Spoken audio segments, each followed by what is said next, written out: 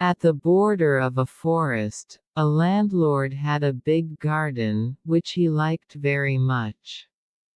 As he couldn't look after it himself, he appointed a gardener to take care of the garden.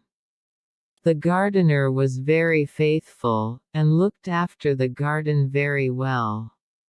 However, it was the summer season and he had to water the plants daily. As a result, there was no holiday for him, because, if he ever took leave, even for a day, most of the plants would dry up. Whenever he approached the landlord with a request to take even a day off, the landlord would puff up and say, "Who would water the plants in your absence? As there is no one else to water the plants in your absence, I am afraid I cannot grant you any leave." The gardener was frightened and had no reply. And as a result, he had to give up the thought of taking any day off. And hence the drudgery continued.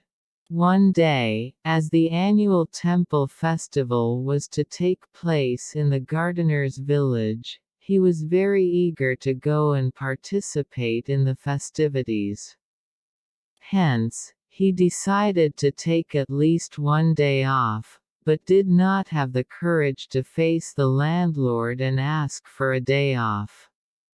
So, he thought all night, and came up with a plan. He decided to approach a group of monkeys that were staying in a nearby forest. The gardener cautiously approached the leader of the monkeys and told him that he was a gardener, and worked in the big house, bordering the forest. He pointed out to the house and the leader of the monkeys nodded in acknowledgement. The gardener said that the house belonged to the landlord, and that he was a cruel and unkind man. He went on to add that the landlord did not give him a single day's rest. The gardener then put forth his plight to the leader of the monkeys. He said, "Tomorrow is a big festival in my village, and I wish to go and participate. Can you possibly help me?"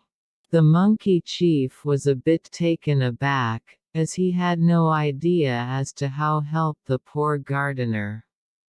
He asked the gardener, "In what way can I or my subjects help you?" The gardener then laid down his plan.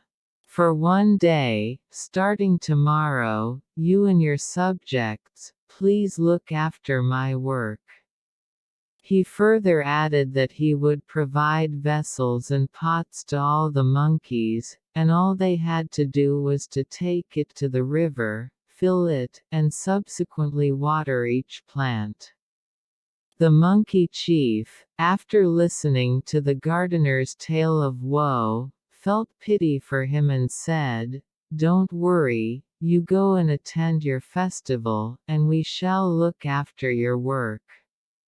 The gardener was relieved and happy.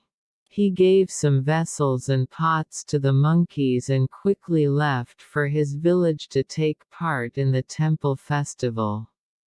However, the monkeys had one doubt. They had no idea as to how much water they should pour on each plant, as they forgot to ask the gardener. So they approached the chief and told them about their problem. The monkey chief thought for a while and said, "You have to water each plant, according to the length of its root." His subjects then asked the leader on how they could find the length of the roots. The monkey chief got a bit angry, dismissed them and said, "Pull out each plant, find out how far the roots have gone in, and put them back and then water each plant accordingly." The monkeys were awestruck at their chief's wisdom and they all applauded. The chief, then proudly asked his subjects to get down to work without delay. The monkeys did as advised. They pulled each plant out, saw the length of the roots and planted them back haphazardly, and watered them. Because of this, most of the plants lost their roots in this process and started drying up. The next day, the landlord came out for a stroll in his favorite garden, and noticed that all his plants had been uprooted, and that they were drying up. He immediately summoned for the gardener. The frightened gardener told the landlord what had happened, and this made the landlord very angry, and he immediately dismissed the gardener from his job. As a result of his foolish act, the gardener lost his job.